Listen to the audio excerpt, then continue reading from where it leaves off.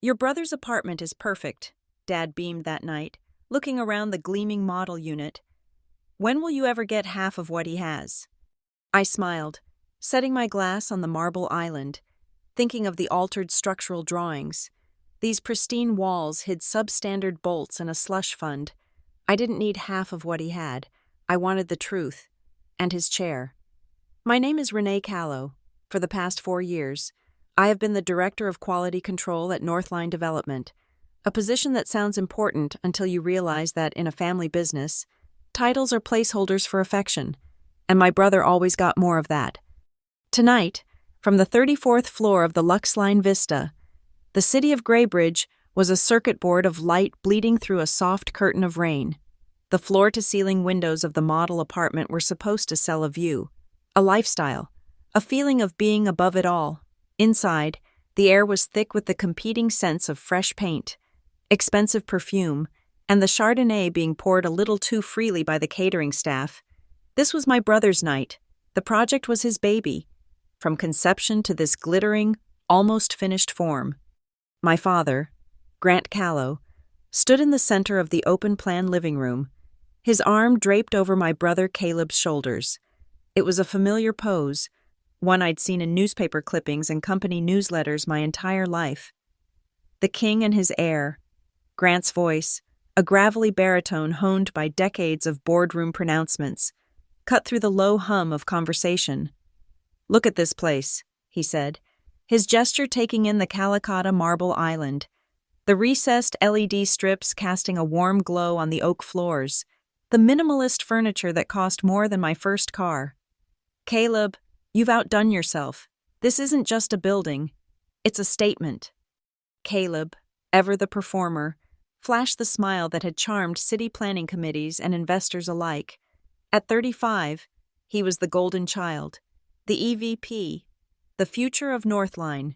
He wore a suit that was impeccably tailored and an air of effortless success. I stood near the edge of the crowd, nursing a glass of sparkling water, a ghost in the machine of my family's ambition. My job was to ensure the machine didn't fall apart, to check the wiring and tighten the bolts that no one else wanted to see. I was the foundation. Caleb was the facade, and our father was the architect who only ever praised the view from the penthouse. As if sensing my detachment, my father's gaze found me. The warmth in his eyes cooled by a few degrees. He saw me not as his daughter, but as a function, a checklist. "Renee," he called out, his voice loud enough for the inner circle of investors to hear. "What do you think? Not bad for your big brother, eh?" I offered a small, practiced smile. "The finishes are impeccable. Dad, the design is very marketable." It was the wrong answer. It was always the wrong answer. It was technical, precise, devoid of the effusive praise he was fishing for. His smile tightened. He looked from Caleb's beaming face back to my neutral one. Caleb has the eye of a champion, a vision for what people want before they even know they want it. He paused, letting the compliment hang in the air before turning it into a weapon. You're still checking for minor flaws, aren't you?" The words landed like small, sharp stones. A few people shifted uncomfortably. Caleb, sensing an opportunity to twist the knife while playing the magnanimous brother, winked at the small crowd. "Leave her be. Dad, she can find fault with the smell of the paint if she wants. It's her job to worry so we don't have to." A wave of polite laughter rippled through the room. It was the kind of laughter that acknowledges a joke, but also recognizes the target. I felt the heat rise in my cheeks, but kept my expression placid. I smiled, a perfect, hollow curve of my lips. "Of course," I said softly. "It's a lovely smell, the smell of progress." I needed to move. I excused myself from the circle, heading toward the kitchen gallery under the pretense of setting down my glass. The movement was a release, a way to walk off the sting of the casual dismissal. My job was not to worry. My job was to ensure a building with my family's name on it didn't collapse. To me, that was vision. To them, it was a tedious, unglamorous detail. My fingers, acting on instinct, trailed along the edge of the marble island. It was cool and smooth, the vein matching perfectly at the waterfall edge. A quality job. I moved past the integrated refrigerator, its stainless steel front seamless with the cabinetry. I reached the sink and opened the cabinet below it, a space no potential buyer would think to inspect tonight. It wasn't a conscious thought, more a professional reflex. My eyes took in the plumbing, the neat P-trap, the tidy silicone seal, but my fingers found the hinge of the cabinet door. It was a simple, European-style concealed hinge. I ran my thumb over the metal. It felt thin. I pressed gently on the cup drilled into the door. There was a minuscule amount of give, a faint creak of stressed metal that was barely audible. I looked closer. There was no stamp. Our approved supplier, a German company called Axon, stamped every piece, no matter how small. With their logo and a part number, this hinge was blank. It was a cheaper, generic model, probably from a different continent entirely. A single substituted cabinet hinge was a tiny thing, a rounding error in a multi-million-dollar project, but it was a deliberate choice. Someone, somewhere, had decided to save a few dollars per unit. Multiplying the savings across 200 apartments, a small lie, a minor flaw. And then, a memory, sharp and cold, surfaced in my mind, an email that had arrived in the internal audit inbox 2 weeks ago, forwarded to me because it fell under QC. It was from an anonymous address, a string of nonsensical letters and numbers. The subject line was just one word, Lux Line. The body of the email was equally terse. They're cutting corners, not the small ones. Check the structural bolts.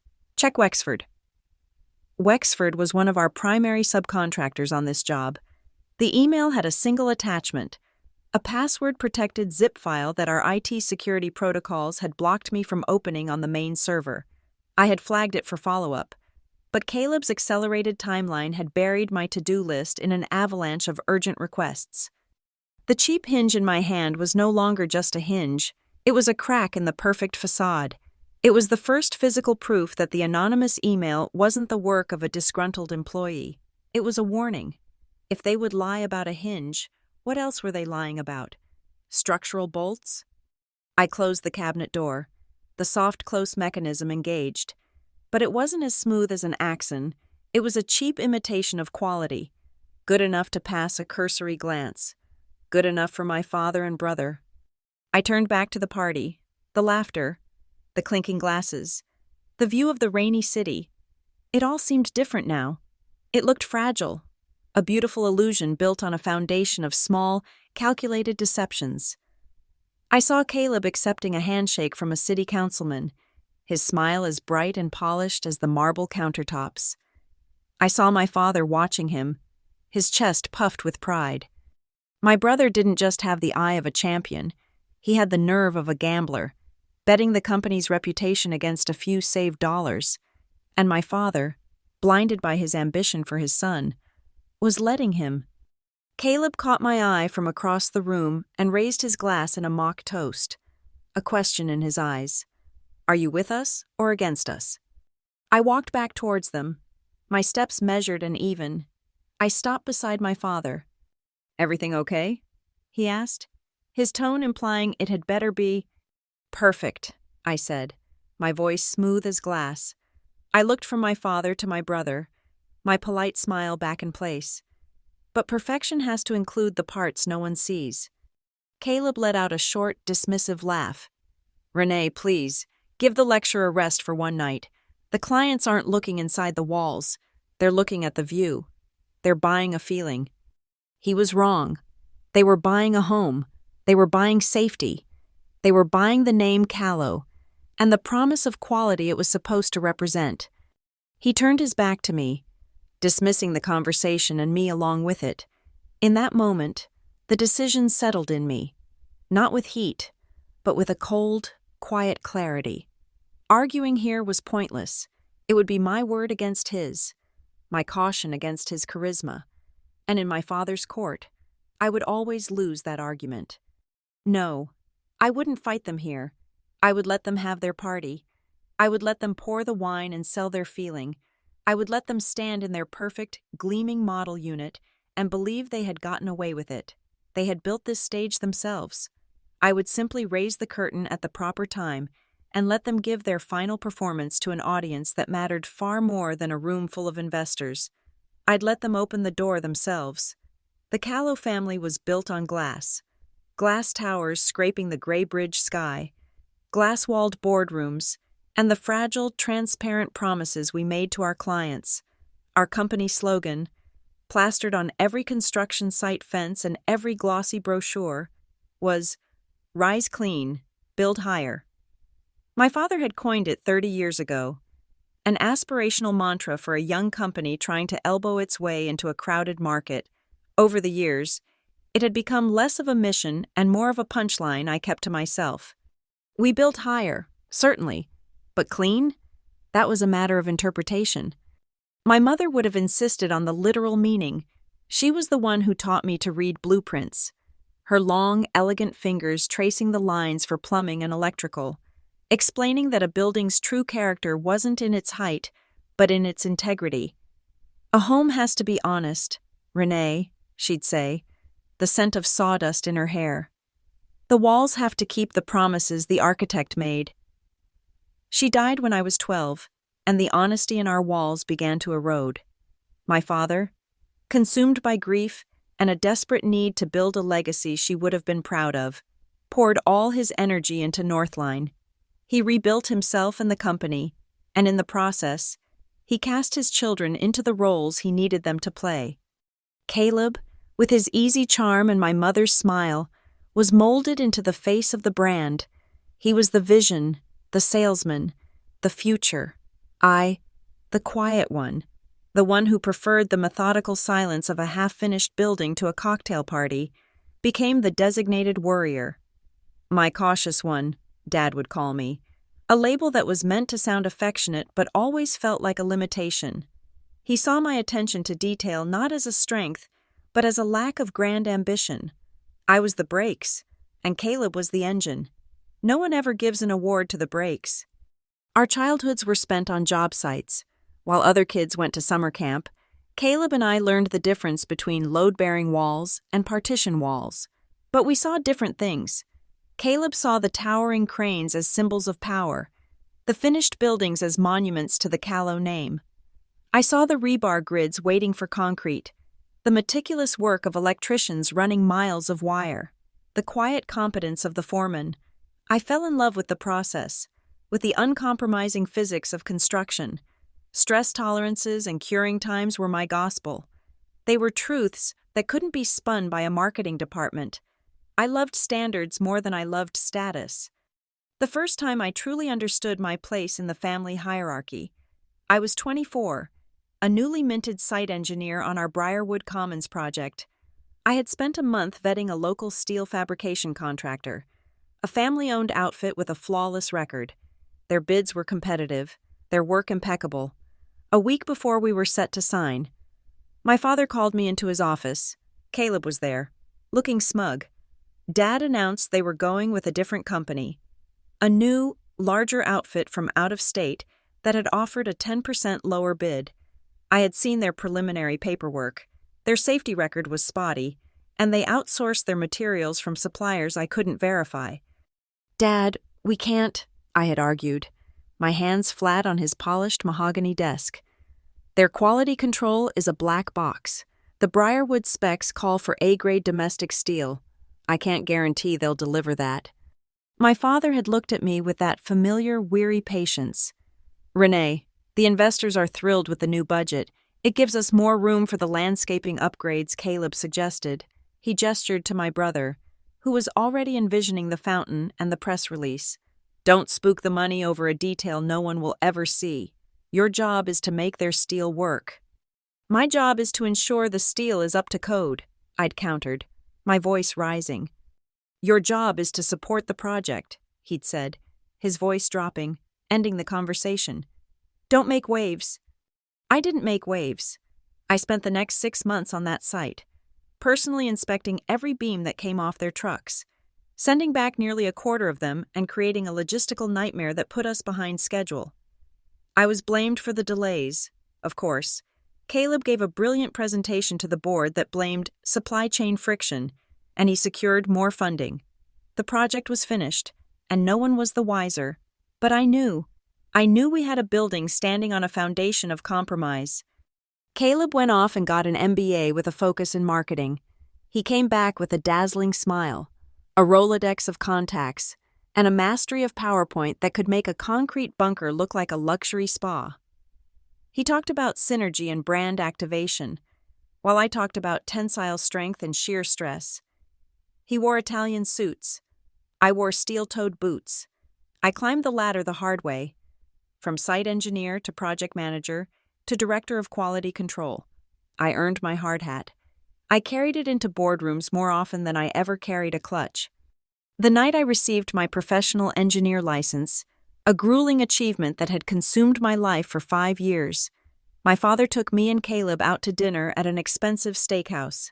He raised his glass of scotch. "To Renee," he'd said, a perfunctory toast. All those numbers finally paid off. He took a sip, then looked at me over the rim of his glass. "So, when are you going to stop getting bogged down in the numbers and learn to see the big picture?" I remember the weight of the question, the casual way it dismissed the very core of my accomplishment. The big picture, to him, was the deal, the handshake, the photo in the Graybridge Business Journal. My numbers, the ones that kept his big pictures from collapsing, were just a nuisance. My answer, which I kept to myself, was a piece of data. In the 3 years since I had taken over the QC department and implemented a stringent, data-driven inspection protocol, new project litigation and post-occupancy structural complaints had dropped by 28%. It was a multi-million-dollar savings, a direct result of my being bogged down in the numbers. I had put the report on his desk. I'm sure he never read it. In the Callow family, data always lost to dazzle. Hard facts were no match for the soft glow of Caleb's halo. So I learned to play a different game. Not their game of charm and shortcuts, but my own, a game of patience. I stopped arguing in meetings where I knew I would be overruled. I documented everything. I built my own quiet network of site foremen and subcontractors who valued integrity over speed. I learned to watch and to wait. Standing here now, in Caleb's perfect apartment on the 34th floor, I feel the familiar sting of all those memories. My father's casual insult wasn't a new wound. It was the pressing of an old bruise. Caleb's wink, his joke at my expense, it was the same dismissal, just wrapped in a more expensive suit. The cheap cabinet hinge wasn't just a hinge, it was the ghost of that substandard steel, the echo of my father's command not to spook the investors. They thought I was still checking for minor flaws. They were right, but they failed to understand that the grandest collapses begin with the smallest fractures. They saw my work as a series of disconnected, tedious tasks. They never saw the big picture I was assembling, one piece of data at a time. I learned from my work that you can't rush certain things. You can't pour a foundation in a flood. You can't force concrete to cure faster than its chemical nature allows. If you remove the formwork too soon, the entire structure is compromised. For years, my family had been building their success on formwork they never intended to remove, hiding the weak, uncured material within. My father's praise for Caleb, the laughter of the investors, the whole glittering party. It was all just formwork, and I had learned, with the patience of a seasoned engineer, to wait for the exact right moment to pull it all away. The party's false warmth evaporated the moment I stepped into the cold, damp air of the parking garage. The scent of Chardonnay on my breath was replaced by the smell of wet concrete and exhaust fumes. Sleep was an impossibility. My father's words and the tactile reality of that cheap cabinet hinge had formed a circuit in my mind, a connection that buzzed with latent energy. Back in my own quiet apartment, I bypassed my bedroom and went straight to my home office. The anonymous email was buried under 2 weeks of project updates and budget reports. I found it at 2:17 a.m. Subject, Luxline. Body, they're cutting corners, not the small ones. Check the structural bolts. Check Wexford. My corporate laptop had blocked the attachment. A zip file deemed a security risk. This time, I forwarded the email to a private account, downloaded the file to a sandboxed external drive, and ran a series of security scans before daring to open it. The password. As a desperate guess, I tried Rise Clean. It didn't work. I tried Callow. Nothing. Then, a colder thought. Caleb. The file unzipped. It contained a dozen high-resolution photographs. The images were grainy, taken in the poor fluorescent light of a warehouse, but the subject was clear. Wooden pallets stacked high with cardboard boxes. A close-up showed a box torn open, revealing a pile of heavy-duty steel bolts. Another photo focused on the stenciling on the side of a crate, a lot number, a shipping code, and the name of the manufacturer, a generic overseas supplier I didn't recognize. Our structural specifications for a project like Luxline were ironclad. We exclusively used a high-strength, domestically produced A-grade bolt from a supplier named Apex Fasteners. These were not Apex bolts, the sender's claim. Using grade B bolts marked as A, clicked into place. These were the cheaper substitutes. My fingers flew across the keyboard, logging into Northline's central procurement system. It was a labyrinth of purchase orders, shipping manifests, and payment authorizations, a place I knew better than my own apartment. I typed in the lot number from the photograph. The system returned a match. It was linked to a purchase order for Wexford, our subcontractor, filed 6 weeks ago. I pulled up the original procurement request for the Luxline superstructure. As I remembered, it specified 15,000 units of the Apex A-grade bolt. But when I cross-referenced the delivery manifests, I found it, a change order, submitted at the last possible minute. Canceling the Apex order, a second, new PO was attached, creating an order for 15,000 units of a grade B equivalent from the generic supplier in the photos, at a cost savings of 30%, on a component that held the entire building together. My blood ran cold. I scrolled to the bottom of the change order, looking for the authorization. It required a senior manager's approval, and there it was, an electronic signature. Caleb Callow, delegated, as was his custom for such minor paperwork, to his executive assistant. He had insulated himself with a layer of deniability, but his digital fingerprint was on the weapon. Digital evidence wasn't enough. I needed to know if those bolts were just sitting in a warehouse, or if they were in the walls of that gleaming apartment tower. At 4:30 a.m., I was pulling my car into a dark corner of the Luxline Vista construction site. The rain had stopped, but the air was heavy and smelled of ozone. I wore jeans, steel-toed boots, and a standard-issue Northline jacket, my hard hat on the passenger seat. I looked like any other engineer doing an early inspection. In my trunk was a calibrated digital torque wrench. The night security guard, a man named Arthur, whose grandkids' photos I always asked about, waved me through the gate. "Burning the midnight oil, Ms. Callow?" "Just chasing a detail, Arthur," I said with a smile I didn't feel. I took the noisy construction elevator to the 28th floor, 2 levels below where the finished mechanical systems were being installed. The floor was a skeleton of steel beams and corrugated metal decking. The air was frigid. Using a powerful flashlight, I found a perimeter beam, a critical piece of the structural frame where the floor plate connected to the outer columns. The bolts were massive, thick as my thumb, their hexagonal heads painted with inspection marks. They looked right, to the naked eye. I knelt, fitted the socket of the torque wrench over the nut of the first bolt, and braced myself. The engineering specifications for the Apex A-grade bolts required a torque value of 700 foot-pounds to achieve the proper tension. I programmed the wrench and pulled. The wrench's digital display lit up as the tension increased. It clicked at 520 foot-pounds. I swallowed hard and tried another, 515, a third, 525. They were all consistently, dangerously, 25% below specification.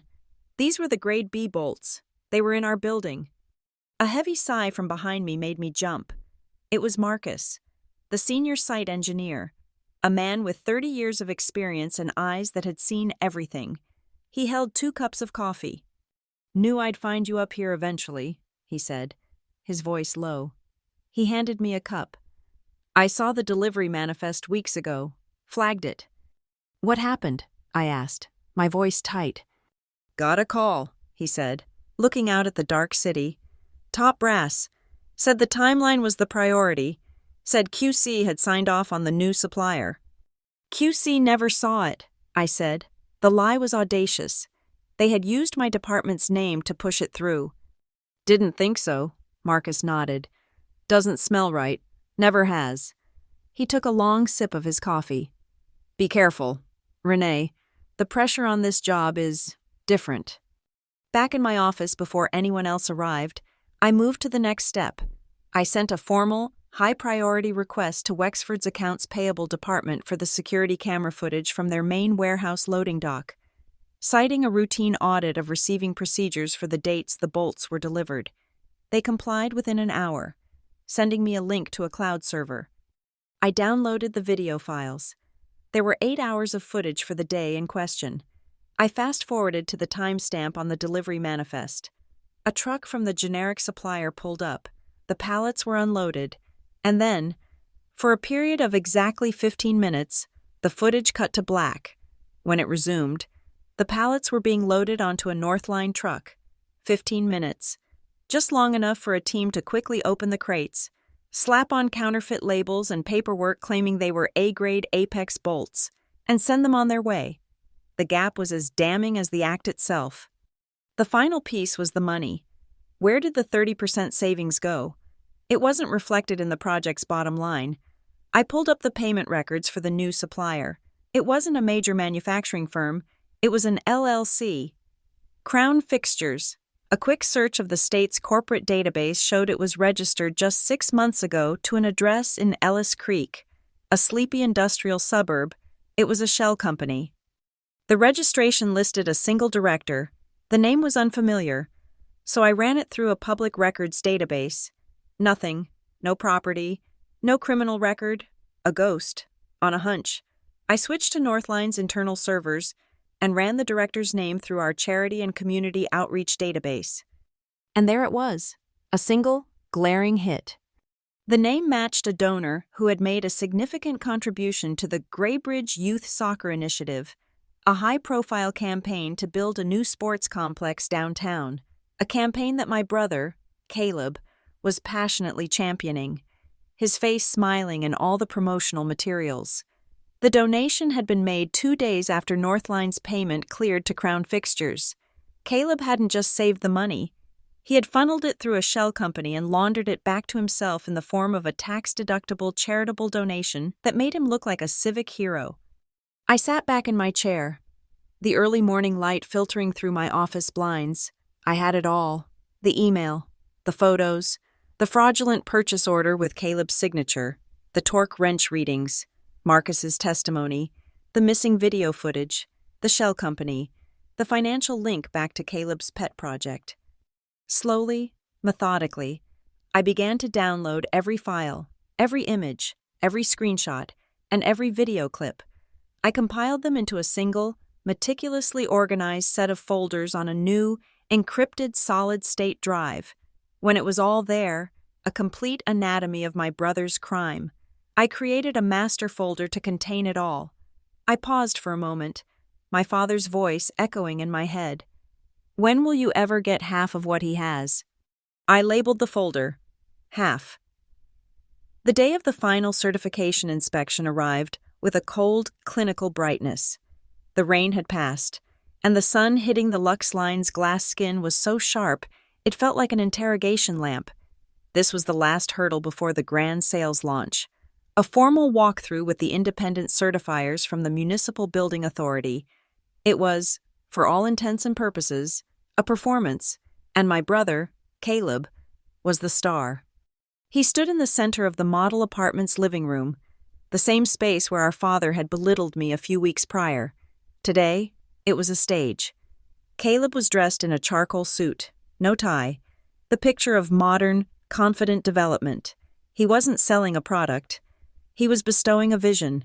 His voice was a smooth, reassuring melody as he guided the 2 inspectors, a stern-faced man in his 60s named Davies and a younger, eagle-eyed woman named Shaw, through the apartment's features. "As you can see," Caleb said, gesturing to the kitchen. "We've spared no expense. Miele appliances throughout, custom Italian cabinetry, and a single-slab Calicotta gold marble island. The goal wasn't just to meet luxury standards, but to define them." I trailed a few steps behind the group, a silent observer in a navy blue pantsuit.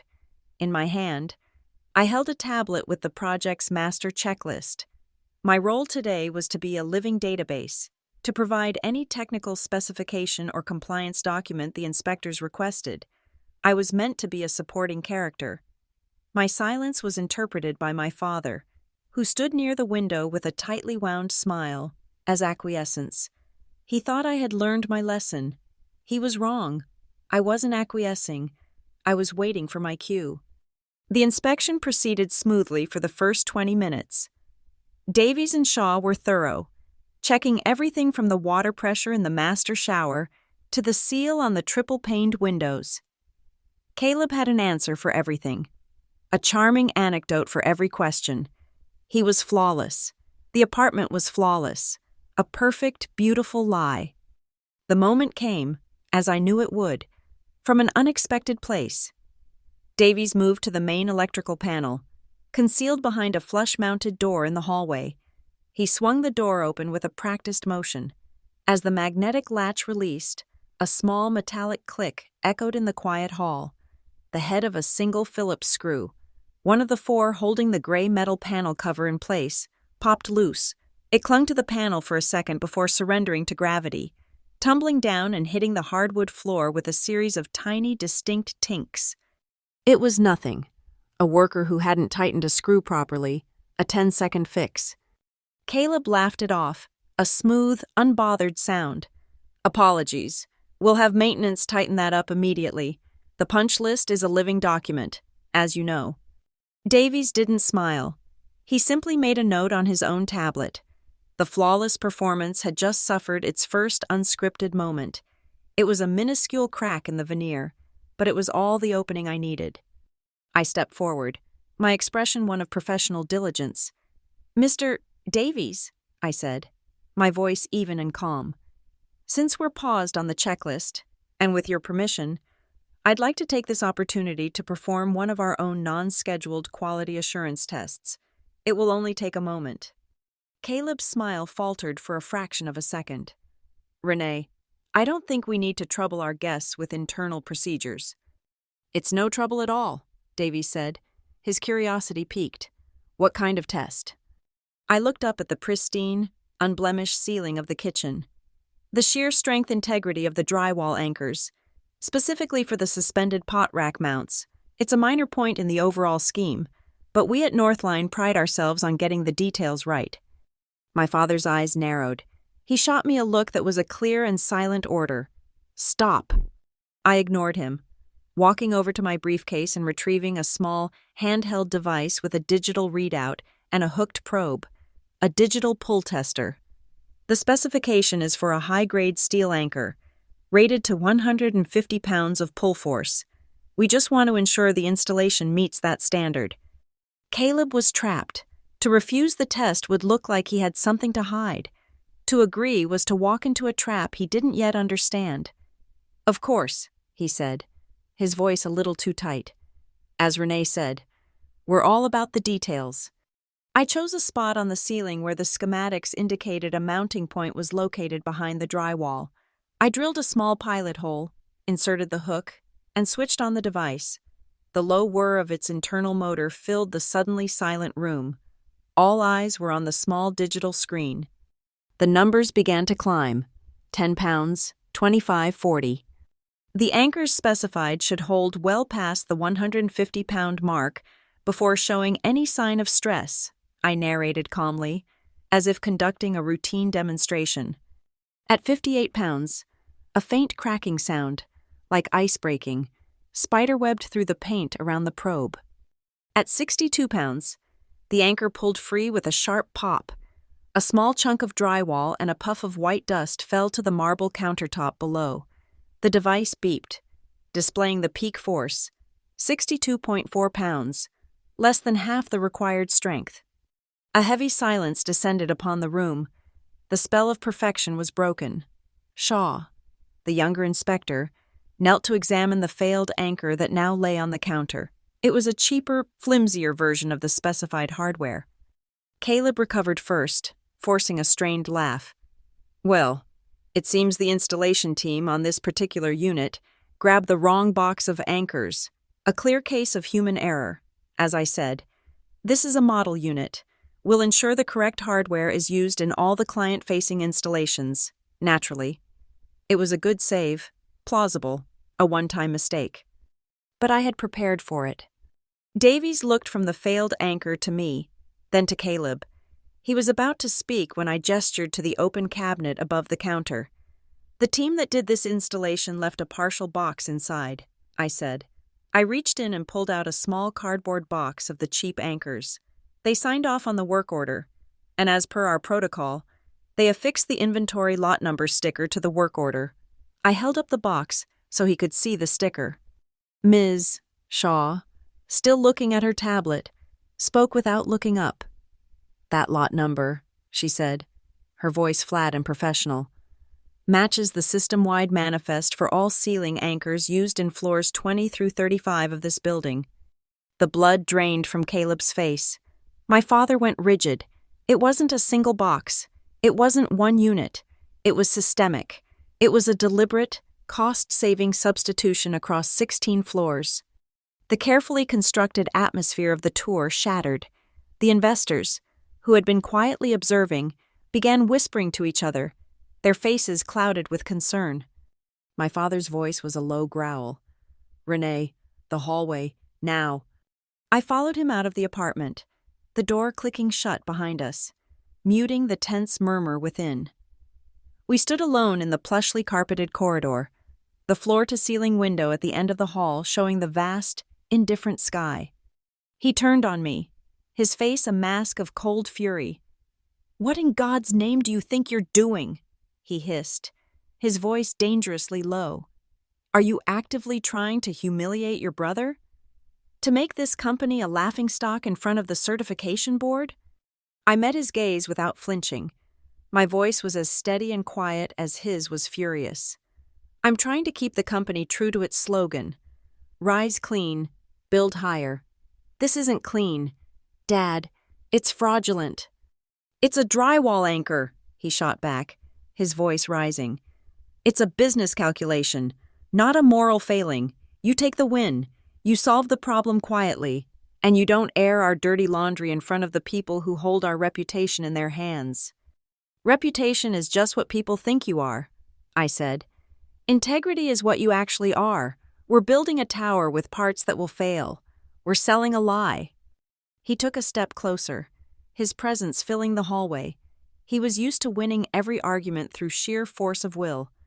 "I'm telling you, as your father and as the CEO of this company, to stand down. You will not make this a bigger deal than it is. This is over." As he spoke, a gust of wind pressed against the massive window at the end of the hall. The pane of glass, a 2-inch thick sheet of engineered perfection, gave a low, deep groan.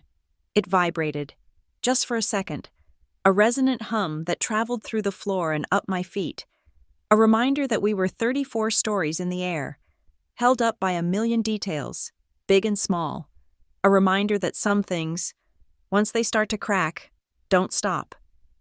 That night, my apartment felt less like a home and more like a waiting room. The silence was absolute, broken only by the hum of the refrigerator and the distant, mournful sound of a ship's horn from the Grey Bridge River. I had filed my preliminary report on the anchor failure, a dry factual account that omitted any mention of intent, but its submission had sent a shockwave through the company's upper management. My phone had been buzzing with texts from my father, each more demanding than the last. I ignored them all. I sat at my small dining table, the encrypted hard drive a dark, dense weight beside my laptop.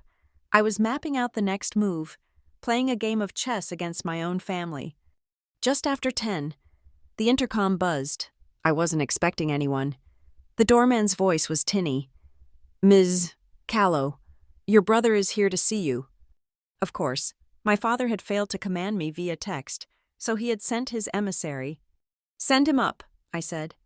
I didn't move to greet him at the door. I simply waited. A few minutes later, a soft knock. I opened it to find Caleb standing there, a peace offering in his hand, a bottle of expensive Pinot Noir, one my mother used to love. He had dressed down, wearing dark jeans and a cashmere sweater, an outfit designed to project casual, non-threatening sincerity. It was just another costume. "Hey," he said, forcing a weary smile. "Can I come in?" I stepped aside, holding the door open. He walked past me into the living room, his eyes scanning the space. My apartment was modest, a reflection of my life, functional, well-organized, and devoid of the ostentatious luxury he lived in. It was a place where things were what they seemed. "Nice place," he said. It sounded like an insult. He placed the bottle on my small kitchen counter, a splash of crimson and gold in my world of muted grays and whites. "Figured we could talk, without Dad yelling." I closed the door and leaned against it, my arms crossed. I didn't invite him to sit. "There's nothing to talk about. Caleb, the anchors failed. The lot numbers match. The report is filed." He sighed, a long, theatrical exhalation of a man burdened by the foolishness of others. He leaned against the counter, mirroring my posture, trying to create a sense of symmetric understanding. "Look, today was a mess, a total disaster. You were right to flag the anchors. I'll admit it, the subcontractor messed up. We'll fix it." "It wasn't the subcontractor," I said. My voice was flat, containing no accusation, only fact. "Okay, a supplier mistake. Then, whatever. The point is, it's a fixable problem. But the way you did it, in front of Davies and Shaw, you put the whole project in jeopardy." He shook his head, feigning disappointment. "That's not how you handle things, Renee. You don't blow up the ship to point out a leak." "What do you want, Caleb?" I asked. He pushed off the counter and took a step closer. His voice dropped, becoming intimate, conspiratorial. "I want you to amend the report. Frame it as a localized installation error. A single bad batch that was caught and contained to the model unit. We'll replace the anchors on that floor. Quietly swap out the rest over the next few months during the final finishing phase. No one will know. Davies will sign off. The launch goes ahead as planned." He paused, letting the proposal hang in the air. This was the moment, the offer. "In exchange for your cooperation," he continued, "I've spoken to Dad. We're prepared to offer you a bonus, a significant one, 1% of the project's net profit. It's a life-changing number. Renee, enough to get you out of this place and into a building like Luxline, your own perfect apartment." He smiled, a triumphant, magnanimous look. He thought he had found my price. He thought my resentment was just jealousy, a simple greed that could be satisfied with a check. I was silent for a long moment. I walked past him to the counter, my fingers brushing against the cool glass of the wine bottle. I looked at him, my head tilted slightly. 1%? I asked, my voice genuinely curious. 1% of a building that's held together with substandard bolts and cheap anchors? What's the value of a penthouse in a building that could collapse in a high wind? The smile vanished from his face. The friendly brother act dissolved, replaced by a cold, hard pragmatism. "Don't be so dramatic. Nothing is going to collapse. It's over-engineered. You know that. Every single project, every building in this city is a series of compromises. It's how the game is played. You give a little here, you save a little there. It's the cost of doing business." "This isn't a compromise," I said, my voice dangerously soft. "It's fraud. You falsified procurement orders. You used a shell company." I watched the color drain from his face. The confident swagger he wore like a second skin evaporated, leaving behind a flicker of raw, primal fear in his eyes. He had assumed I'd found a single loose thread. He had no idea I had unraveled the entire tapestry. I turned to my laptop, opened a folder, and swiveled the screen to face him. The first image was a high-resolution photo of the pallet of Grade B bolts in the Wexford warehouse. I clicked to the next file, the fraudulent purchase order for crown fixtures. Then the next, a screenshot of the payment transfer from Northline, and the next, The public record of the donation to his soccer initiative. I didn't say a word. I just let the evidence speak for itself. He stared at the screen, his jaw tight, for a full 30 seconds. The only sound was the hum of the laptop's fan. He was cornered, and he knew it. But just as quickly as the fear had appeared, it was gone, replaced by a mask of condescending arrogance. He was a callow. After all, we never admitted defeat. He straightened up, smoothing down his sweater. He looked at me not as a sister, but as a naive, troublesome subordinate. "You don't understand," he said, his voice dripping with paternalistic pity. "This is bigger than bolts and anchors. This is politics. It's about keeping the machine running, keeping hundreds of people employed. That donation builds goodwill with the city. It greases the wheels for the next project. And the one after that. You see a problem. I see a solution. You're still checking for flaws, Renee, while I'm building an empire." It was the same argument my father had used for years, the same appeal to a big picture that I was supposedly too small-minded to see. I turned the laptop back to face me and closed the lid. Politics don't hold up a ceiling, Caleb. His face hardened into a cold, unfamiliar mask, the last vestige of family connection between us severed. He reached into the inner pocket of his jacket and pulled out a thick plain white envelope. He tossed it onto the kitchen counter. It landed with a soft, heavy thud. "Fix it," he said, his voice flat and empty of all emotion. "Fix the report, and this conversation never happened." He turned and walked to the door without another word, without looking back. I listened as his footsteps receded down the hall. I stood there for a long time, looking at the envelope. It sat on my counter, an obscene white rectangle in the clean lines of my kitchen. A cancer. I didn't open it. I didn't need to. I knew it was full of cash. A crude, desperate attempt to buy my silence. I picked it up. It felt heavy, dense with his crime. I walked back to my desk and placed it on the table. It sat there, next to the encrypted hard drive, the bribe and the evidence, the sickness and the cure. My path was clear now. He had removed any doubt, any lingering familial hesitation I might have had. This was no longer just about professional integrity, it was about stopping him. I picked up my phone, my fingers steady. I scrolled through my contacts, past my father's name, past the company's general counsel. I went all the way down to V. There was only one person at Northline who wasn't beholden to my father's legacy or charmed by my brother's charisma, a person who dealt only in risk, liability, and the cold, hard letter of the law. I pressed the call button. It rang twice. Vale. Her voice was crisp, efficient, even at this hour.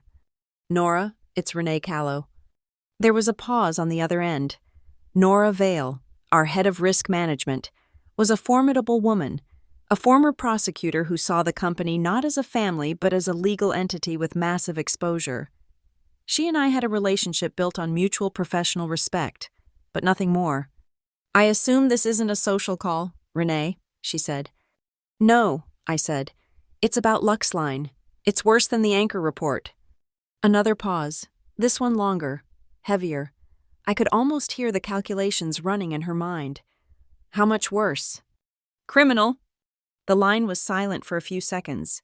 I heard the faint click of a keyboard in the background. She was already working. "My office," she said finally, her voice devoid of any emotion but absolute resolve.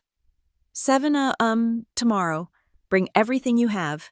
She paused, then added one final, critical instruction. "And Renee, you only get one chance to do this right." The line went dead.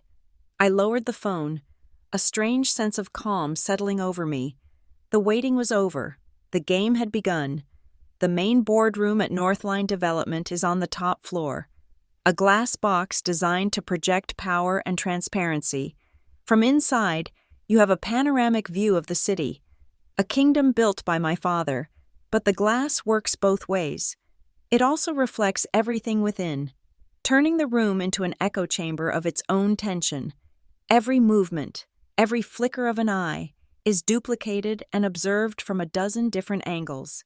It's a terrible place to keep a secret. At precisely 9 a.m., Nora Vale and I stepped through the double glass doors. The air was thick with a silence that was louder than shouting.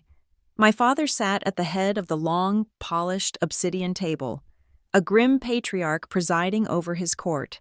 Caleb was to his right, his face a carefully composed mask of wronged innocence, though a muscle twitched in his jaw. To my father's left sat Howard Finch, the company's general counsel, a man whose entire career was built on making inconvenient facts disappear. They had been waiting for us. Nora and I took the two empty seats directly opposite them, turning the table into a battlefield. I placed my laptop in front of me, its lid closed. Nora set down a single, thick, leather-bound folder. We didn't exchange pleasantries. This wasn't a meeting. It was an arraignment. My father spoke first, his voice a low rumble of contained thunder. "Nora, I was surprised to hear from you, and I am extremely disappointed, Renee, that you have chosen this theatrical and frankly insubordinate path." Nora answered before I could, her voice as cool and hard as the table between us. "Grant, this meeting was called in my capacity as head of risk management to address a potential liability that threatens the immediate solvency of this company. Renee is here as the director who uncovered the material facts. There is nothing theatrical about it." Finch, the lawyer, adjusted his glasses. "We are all aware of the issue with the ceiling anchors in the model unit.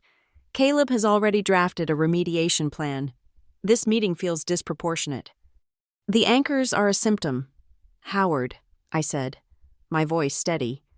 "Not the disease." I opened my laptop. The screen came to life, and its light projected onto the massive display wall at the end of the room. "I have a brief presentation." Caleb scoffed, a small, derisive sound. "A presentation? Are we in a marketing meeting?" I ignored him. The first slide appeared on the wall. It was a simple, three-part image. On the left, a photo of the specified A-grade apex structural bolt. In the middle, a photo from the anonymous file of the substandard B-grade bolt. On the right, a side-by-side comparison of the two procurement orders, the legitimate one that was canceled and the fraudulent one that was approved, with Caleb's digital signature clearly visible at the bottom. "Exhibit A," I said simply. "Fraudulent procurement. A deliberate substitution of critical structural components for the Lux Line Vista project." Finch leaned forward, peering at the screen. "A subcontractor using a different supplier to meet a deadline is hardly a corporate crime. Renee, it's a breach of contract. We handle it with financial penalties." I clicked to the next slide. It showed a flowchart, a box labeled North Line Development, with an arrow pointing to a payment of $1.2 million. The arrow led to a box labeled Crown Fixtures, LLC. "Crown Fixtures is a shell corporation," I stated, my voice echoing slightly in the glass room. "It was incorporated 6 months ago. It has no employees, no physical plant, and no other clients. Its sole purpose was to receive this payment." Finch's professional calm was beginning to fray. "You can't possibly know that for certain." I clicked to the third and final slide. The flowchart now had a third box. An arrow led from Crown Fixtures, LLC, to a box labeled Graybridge Youth Soccer Initiative. Beside it was a screenshot from the charity's website, a major donors page, with Caleb's smiling face and name listed next to a contribution of $350,000. The price difference between the specified bolts and the fraudulent ones was approximately $400,000, I said. After accounting for the overhead of creating the shell company, Caleb laundered the savings back to himself in the form of a tax-deductible charitable donation to his pet project. This isn't a contract dispute. It's embezzlement. A vein pulsed in my father's temple. Caleb was white as a sheet, his knuckles a pale ridge where he gripped the edge of the table. Finch, recovering, put on his lawyer's face of dismissive skepticism. "This is a compelling narrative, Renee, but it's a narrative. It's inference. It's circumstantial. You're connecting dots that may not be connected. You have no hard proof of the transaction chain, no direct evidence of the substitution itself." I held his gaze. "You're right. Howard, a good lawyer could argue this away as a series of unfortunate coincidences. I reached for the mouse. So let's look at something that isn't circumstantial. I clicked a video file. The screen flickered, then showed the grainy, black and white security footage from the Wexford warehouse. We saw the subcontractor's truck pull up. We saw the pallets of B-grade bolts being unloaded. Then, I narrated, "This is the delivery from the unapproved supplier. Pay close attention to the time code at the bottom of the screen." We watched for a minute, and then the screen went black. A text overlay appeared. Video feed offline. "The feed cuts out for exactly 15 minutes, I said into the silence. When the video resumed, we saw the same pallets, now being loaded onto a Northline truck. This is the 15-minute window during which the fraudulent paperwork and counterfeit labels were applied before the shipment was sent to our site. This is the moment the crime was committed." Finch had no answer. The video was undeniable proof of a cover-up. Nora chose this moment to make her move. She opened her folder and slid a single, crisply printed document across the table to my father. "That's the risk assessment report," she said. "I've already had a preliminary, off-the-record conversation with our underwriters at AIG. I presented them with a hypothetical based on these facts. Their position is unequivocal. If we proceed with the sales launch without a full, transparent replacement of all compromised materials, not just the anchors, but the structural bolts, our project insurance and corporate liability policies will be rendered null and void." She let that sink in. She wasn't talking about bad press. She was talking about financial annihilation. A single accident, a single structural failure, and the Callow family and Northline development would cease to exist. My father stared at the report in front of him, but he wasn't reading it. He was seeing the abyss that had just opened up at his feet. His legacy, his empire, was suddenly a house of cards. He looked up, his eyes meeting mine. The fury was gone, replaced by a cold, desperate pragmatism. The CEO had taken over from the father. "What do you want, Renee?" he asked, his voice a hoarse whisper. The entire room held its breath. This was the question everything had been leading to. I answered without hesitation, my voice clear and unwavering, listing my terms like a surgeon laying out instruments. "First, the Luxline Vista launch is postponed, effective immediately. Second, we issue a full recall of the compromised materials and hire an independent engineering firm to oversee the replacement of every single substandard bolt and anchor. Third, we do it publicly, a press release, a statement to the buyers who have already put down deposits. We own the mistake, and we make it right, transparently." I paused, then delivered the final, most important term. "And fourth, Caleb is to be placed on an immediate and indefinite leave of absence, pending a full internal and external investigation." The room erupted. "This is insane," Caleb exploded, finding his voice. "She's trying to destroy the company. You can't be considering this." Finch was shaking his head. "The public disclosure would be catastrophic for the stock price, for our brand." My father held up a hand, and the room fell silent again.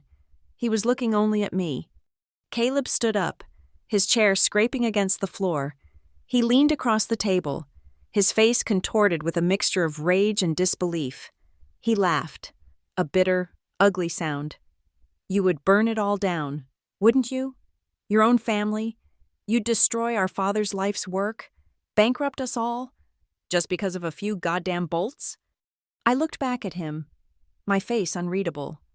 I reached down into the briefcase at my feet and retrieved the white envelope he had thrown on my counter the night before.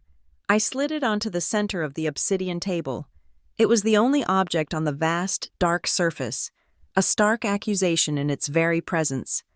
"Not just for the bolts," I said, my voice dropping, drawing them all in. "For this, too."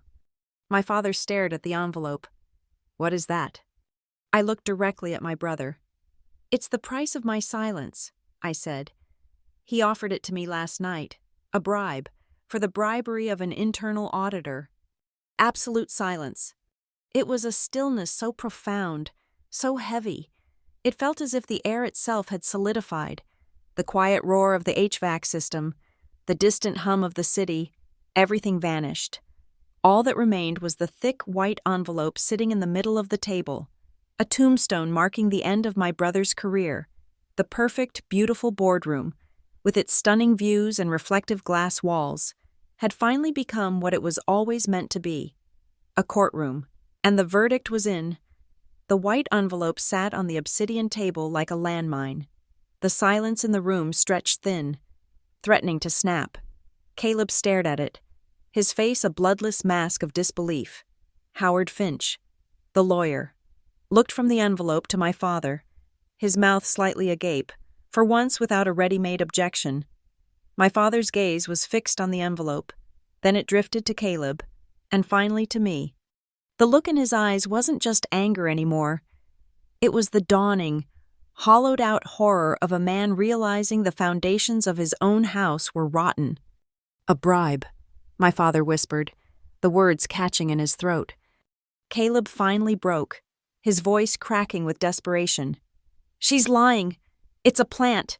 She's been planning this, trying to set me up, trying to steal my job." The argument was about to reignite, a wildfire of accusations and denials, but it was silenced by a sound far more potent than any human voice. A piercing electronic siren began to blare from the overhead speakers, accompanied by the rhythmic flash of a red strobe light near the door. It was the site-wide emergency alarm for Luxline Vista. For a moment, everyone froze, disoriented. The alarm was an alien presence in the hermetically sealed quiet of the boardroom. It was the raw, frantic language of the construction site, not the hushed tones of corporate power. My father, reacting on pure instinct, stabbed a button on the conference phone. "Security? What's happening? Report." The voice that came back was tinny and panicked. "Sir, we have a water flow alarm on the 12th floor. Utility wing. Multiple sensors triggered." "Is it a fire?" Finch asked, his voice sharp with alarm. "Negative, sir. No smoke detected, but we're getting pressure drop alerts from the sprinkler mainframe. It looks like a major leak."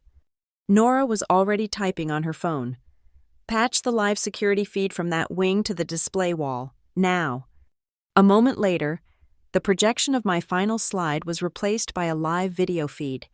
The image was from a wide-angle camera mounted in a service corridor on the 12th floor. The scene was chaotic.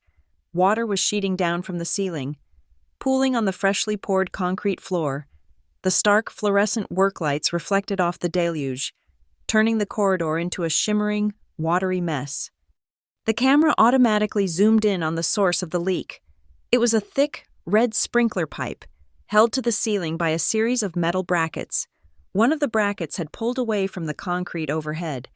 The pipe, now bearing a weight it was never meant to support alone, had sagged. The joint connecting two sections had buckled under the stress, and water was now gushing from the breach. The camera focused further. A clear, damning close-up of the point of failure. A single, failed anchor bolt. Its head ripped clean through the drywall and metal of the bracket. The cheap metal threads stripped and useless. It was the exact same type of anchor that had failed in the model unit. The room was silent again, save for the blaring of the alarm and the sound of gushing water coming through the speakers.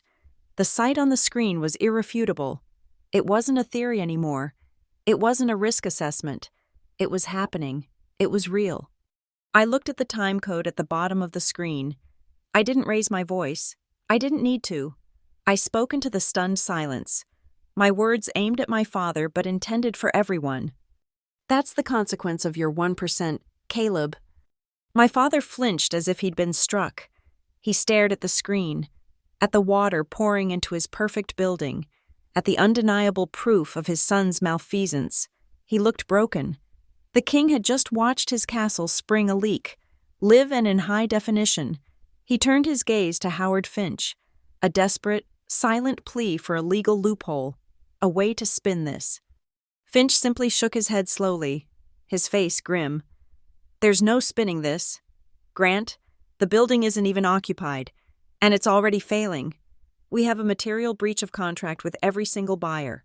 We're exposed. Completely." Nora spoke, her voice cutting through the haze of shock with the precision of a scalpel. Howard is correct. The debate is over. The choice before us now is simple. We either issue a voluntary public notice of the structural deficiencies and our remediation plan within the next hour, or the Municipal Building Authority will issue an emergency stop work order and a public safety warning within the next 2. We can lead the story, or we can be buried by it. My father sagged in his chair. The fight gone out of him. He looked 10 years older than he had 10 minutes ago. This was my moment, not to gloat, but to command. I reached into my briefcase again and pulled out a slim blue binder. I slid it across the table to my father. It landed with a soft, solid sound. "This is the solution," I said. "You don't need to invent one." He opened it numbly. Inside was a meticulously detailed 7-day action plan. It outlined a floor-by-floor process for the complete removal and replacement of every substandard bolt and anchor in the building. It included a full logistical schedule, manpower requirements, and a cost analysis. The second tab contained a signed, provisional contract with Apex Fasteners, the original, high-quality supplier, ready to begin emergency shipments within 12 hours. I had been busy.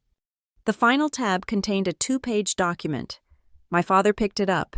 It was a press release. A public letter to the people of Greybridge and the future residents of Luxline Vista. He read the first line aloud, his voice a rasp. "Today, Northline Development announces an immediate postponement of the Luxline Vista launch to address a critical issue with a subcontracted building material, discovered thanks to the rigorous standards of our own internal quality control department." His eyes scanned the rest of the letter. It was a masterclass in corporate damage control. It was honest about the problem, but framed its discovery as a success of our internal systems. It took full responsibility, apologized unreservedly, and outlined the immediate, transparent steps we were taking to rectify the situation. It promised to make the building not just what it was supposed to be, but the safest and most rigorously inspected high-rise in the city. The letter was signed by me, Renee Callow, Director of Quality Control. It was my name on the line, my department taking the credit for the save, not the blame for the initial failure. Caleb, seeing his father's defeat, saw one last, desperate chance to salvage his own narrative. He stepped forward. "Okay," he said, trying to sound authoritative, like the EVP he no longer was. "Okay, this is the right move. I'll do it. I'll be the face of the press conference. I'll take responsibility. I'll explain the subcontractor error and how we're making it right." I looked at him, a cold, final pity in my eyes. He still didn't get it. He still thought this was about performance. "No, Caleb, you won't." My voice was flat, devoid of negotiation. Per Section 4, Article B of the Northline Corporate Ethics Policy, any officer of this company found to have engaged in willful financial misconduct or actions that precipitate a material risk to the company is subject to immediate suspension. You will not be holding a press conference. You will be clearing out your desk. That was the final blow. There was nowhere left for him to run, no angle left to play. It was over. My father closed the binder. He looked up at me. The CEO gone, only the father remaining. His eyes were filled with a profound, aching sorrow. The emergency alarm still blared, a fitting soundtrack for the ruin of his family. "Renee," he asked, his voice barely a whisper, "is this what you wanted? To send your brother to his ruin?" I stood my ground, the glass walls of the boardroom reflecting my calm, unwavering image a dozen times over. I felt the weight of his question, the lifetime of slights and dismissals it contained. But I answered not with the hurt of a daughter, but with the clarity of an engineer. He was the one who chose to drive on a dangerous road. "Dad," I said, "I'm just the one who turned on the lights." The blaring alarm was silenced with a remote command from Nora's phone, but the echo of it remained, a phantom ringing in the sudden, dead quiet of the boardroom. There was no pause, no moment of quiet reflection. My father didn't argue. Caleb didn't protest further. The video of the cascading water, the tangible, undeniable consequence of the rot within, had stripped them of all their arguments. The time for debate was over. The time for surgery had begun. By noon, the first incision was made. The press release I had written went out over the wire services. It hit the Graybridge Business Journal's website homepage by 12:05 p.m. The language was precise, clinical, and unapologetic. We announced the indefinite postponement of the Luxline Vista sales launch, citing the discovery of a non-compliant, subcontracted building material. We named the component, fastening hardware, and we named the department that found it. Our own quality control division.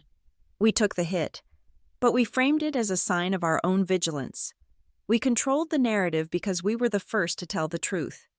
Simultaneously, Northline's website was updated. A new prominent section appeared. The Luxline Remediation Project.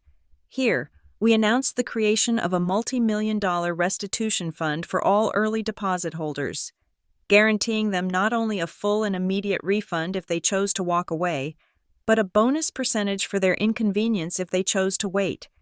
A 24-hour dedicated hotline was established, staffed not by a third-party call center, but by senior project managers, people who could answer difficult questions with real information. Internally, the cuts were just as swift.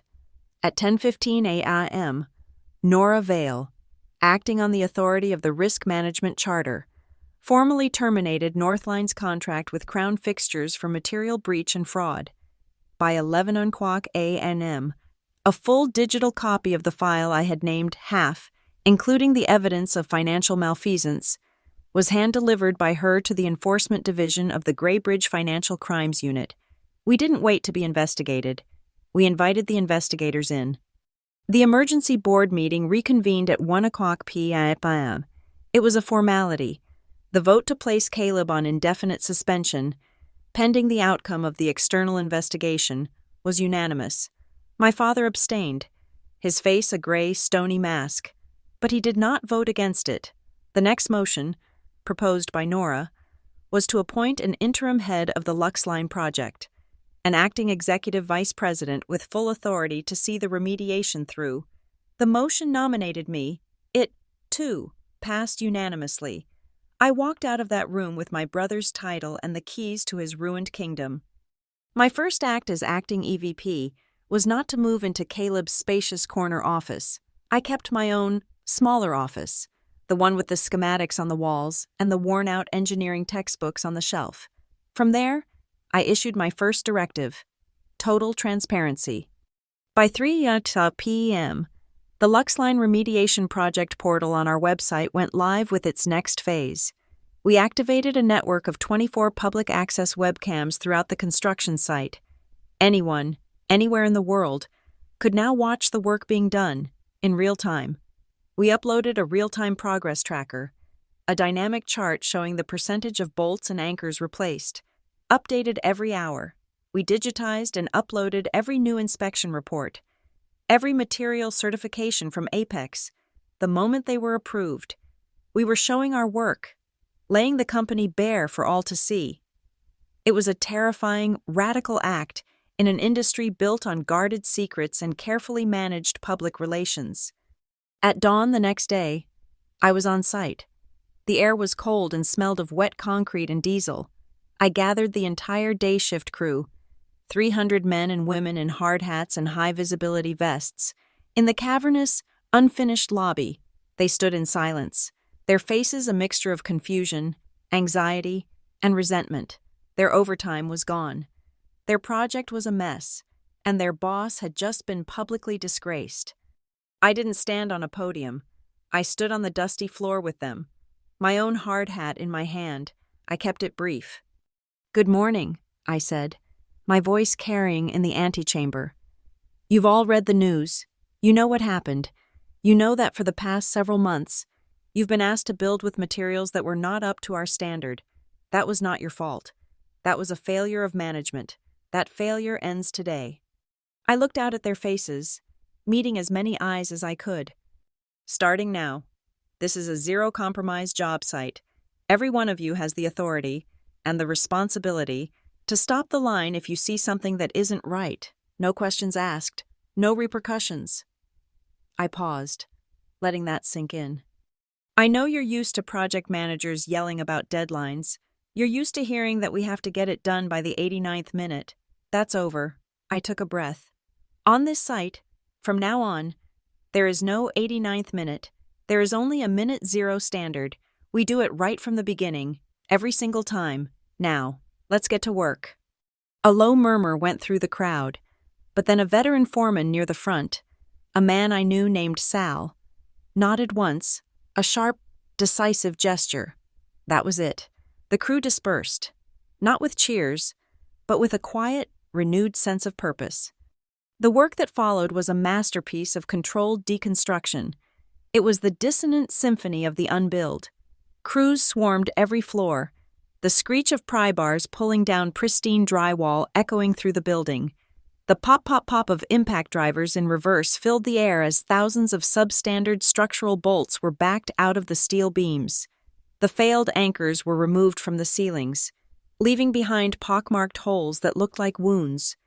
In the staging areas, piles of the rejected materials grew, mountains of cheap, stripped anchors and barrels of the dull, unstamped bolts.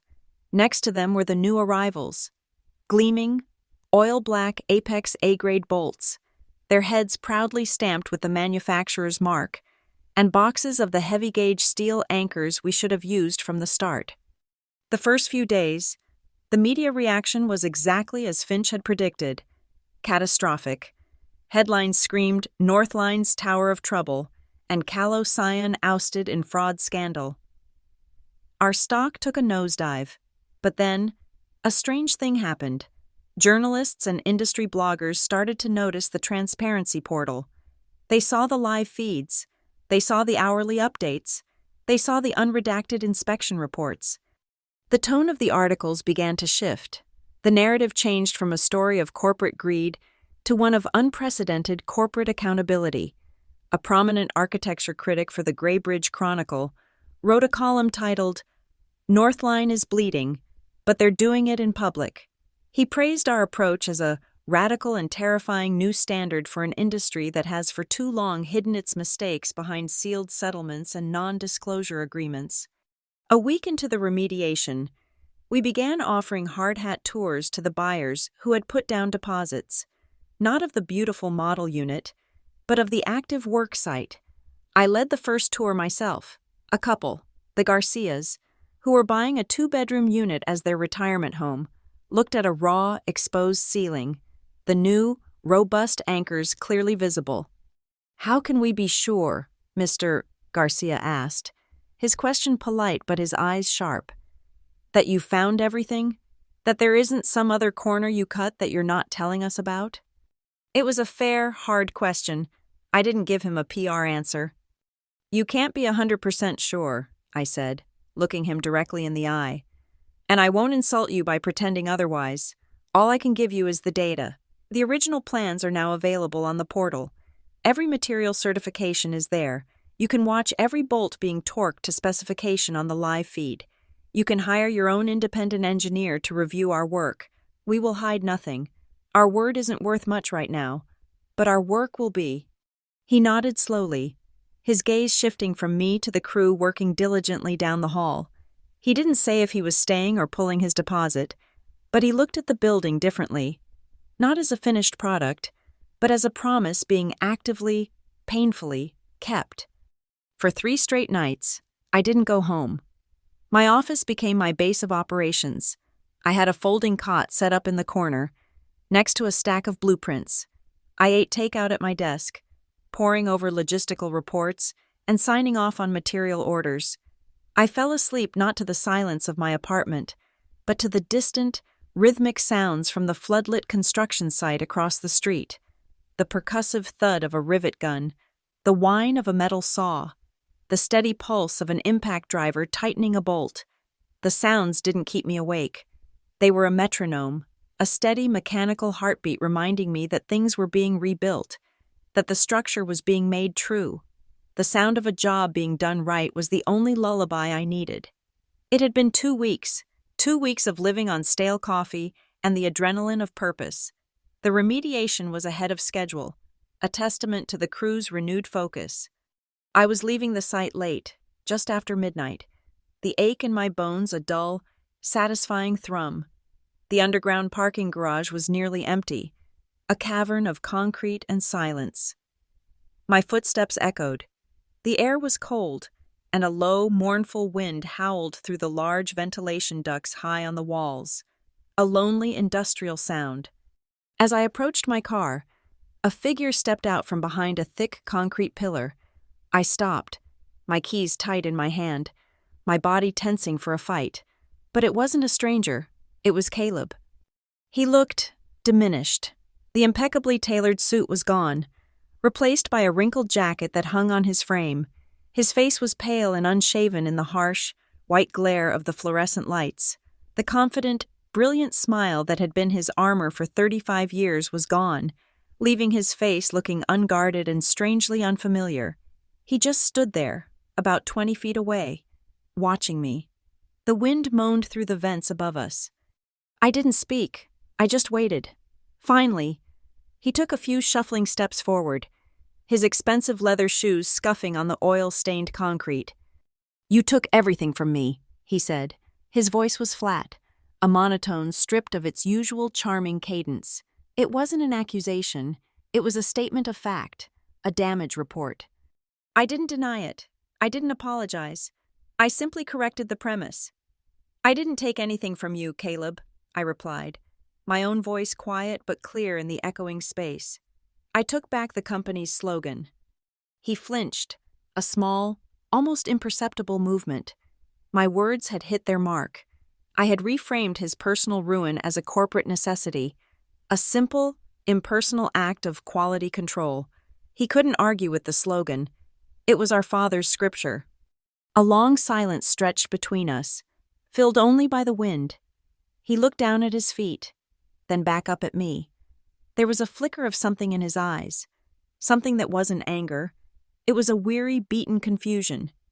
"I just wanted to get the project done on time," he said, his voice barely a whisper. "I just wanted to make him proud." It was the first honest thing he had said to me in years, a half-truth. Maybe, but a truth nonetheless. It was the core of his motivation, the engine that had driven him to take the shortcuts and make the compromises, the desperate, lifelong need for our father's approval, an approval I had long since stopped seeking. I felt a pang of something, a ghost of sympathy for the boy he used to be, the brother who had once taught me how to ride a bike. But the feeling passed as quickly as it came. The sympathy was a luxury we could no longer afford. The building above us, and the 100 more we had built before it, demanded something more than good intentions. I pointed up at the massive, pre-stressed concrete slab that formed the ceiling of the garage, the floor of the lobby above. It was a vast, unfeeling expanse of gray. "That doesn't care if you wanted to make him proud," I said, my voice hard again. The steel beams over our heads, the bolts holding them together, the weight of 1,000 tons of glass and concrete. They don't care about your feelings, Caleb. They only care about physics. They only respond to the truth. He looked up at the ceiling as if seeing it for the first time, not as a piece of a project, but as a massive, elemental weight held in suspension by a series of calculations, by a promise of integrity, a promise he had broken. He looked back at me, his eyes pleading. This was it, the final, desperate play. He took a hesitant step forward, closing the distance between us, and held out his hand, palm up. It was not a handshake. It was a plea for an alliance, for a lifeline. "Help me, Renee," he said, his voice cracking. "Just this one time. The investigators, they want to talk to me tomorrow. Just tell them I didn't know the full extent of it. Tell them I was following Finch's advice, that I was pressured by the investors. Tell them something, anything. Give them a different story." He was asking me to do the one thing I had built my entire career, my entire identity, in opposition to. He was asking me to lie, to create a fiction, a narrative, to obscure the hard physical reality of his choices. He was asking me to become him. I looked at his outstretched hand, then back to his face. There was no hesitation in me. The path I had chosen was a one-way street. I shook my head, a slow, deliberate motion. No, the single word was absolute. I'm going to go in there, and I'm going to give them my report, I said, my voice quiet but unyielding. I will tell them the truth, exactly as I found it. I will give them the data, the video, the financial records, and at the bottom of that report, I will sign my name. The hope in his eyes died. His hand, still outstretched, fell to his side. The last bridge between us had just been washed away. He had built his world on shifting sands, on charm and plausible deniability, and he had just run into an immovable object. He had run into me. He didn't say another word. He just stared at me for a moment, his expression unreadable, and then he turned and walked away. He walked back down the long, empty lane of the garage, toward the far exit. The harsh fluorescent lights overhead cast a long, distorted shadow that stretched out behind him on the yellow-painted parking lines. The shadow looked thin and broken, like a bridge that had collapsed in the middle, failing to reach the other side. I watched until he was just a small figure in the distance, a ghost disappearing into the concrete twilight. I stood there, the sound of the wind my only companion. My phone vibrated in my jacket pocket, a sudden, jarring buzz in the silence. I pulled it out. The screen lit up with a text message. It was from Nora Vale. It was one sentence. FCU just called. They formally requested Caleb come in for an interview tomorrow morning. It's no longer an invitation. I read the message twice. The wheels of consequence were turning, swiftly and impersonally. I switched off the screen and slid the phone back into my pocket. My gaze fell on my own reflection, a faint, ghostly image in the dark glass of my car window. I could see the name badge clipped to my jacket. The overhead lights caught the plastic, and for a moment, the letters were perfectly clear, rendered in sharp, unforgiving white. Renee Callow, acting EVP. 1 month later, the sun shone on the Lux Line Vista. It was a different kind of day from the last launch party. The air was not thick with champagne and hubris, but crisp, clear, and smelling faintly of new grout and honest work. The grand reopening was a subdued affair, not a party, but a declaration. The lobby was filled not with investors, but with the press, the buyers who had kept their faith, and the engineers from the independent firm whose stamp of approval was on every document. Each new homeowner received a leather-bound folio with their keys. Inside was not just the deed, but copies of every material certification, every past inspection, every structural report. We weren't just selling condos. We were selling proof. We were selling the truth, bound in leather. My father stood beside me at the front of the lobby, where a simple blue ribbon was stretched across the main entrance.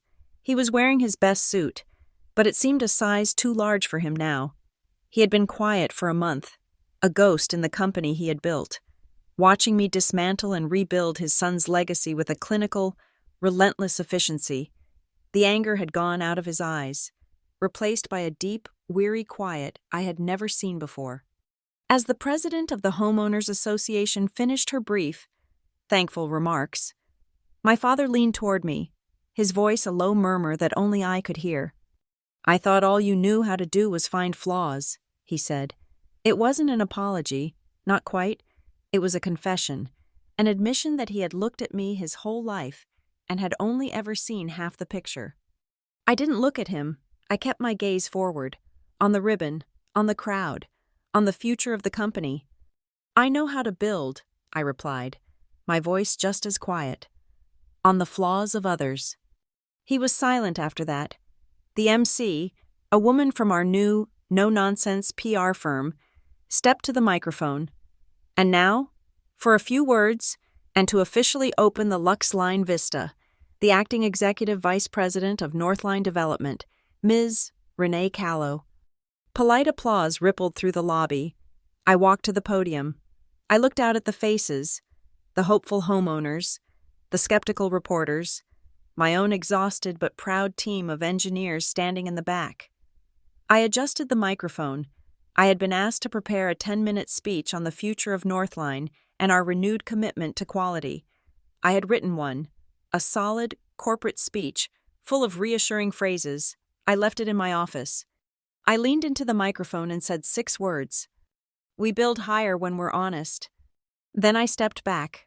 A moment of confused silence hung in the air. Then it was broken by a wave of applause, genuine and loud. They understood. It was all that needed to be said.